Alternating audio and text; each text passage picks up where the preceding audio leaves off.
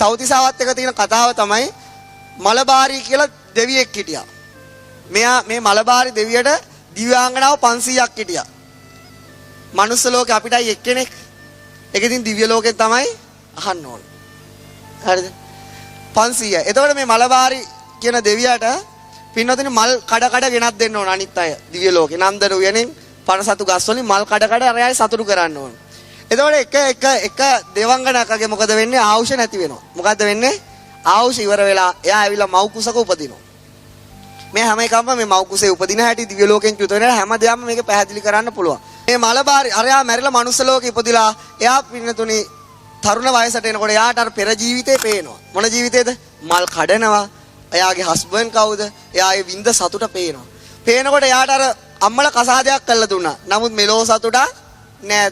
දුන්නට ගත්තෙන් පැවුල් කෑවා. දරුවෝ 6 දෙනෙක් හැදුවා. කී දෙනෙක් හැදුවද?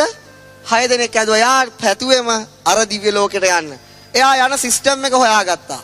මොකද උනේ? සංඝ උපස්ථානයෙන් බුද්ධ උපස්ථානයේ දන් දීමෙන් එතෙන්ට යන්න පුළුවන්. මෙයා නිරන්තර ගිහින් දානශාලාවල් හොදනවා, පාත්තර හොදනවා, පුදුමාකාර උපකාර කරා.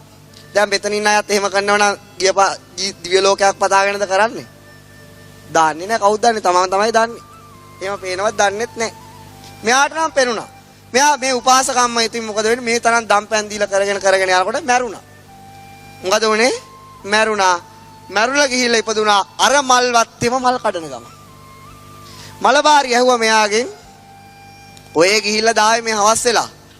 අනේ මනුස්ස ලෝකෙට ගිහිලා දරුවෝ 6 දෙනෙක් හදලා ආවෙකෝ. තාම එහාට හවස් වෙලා.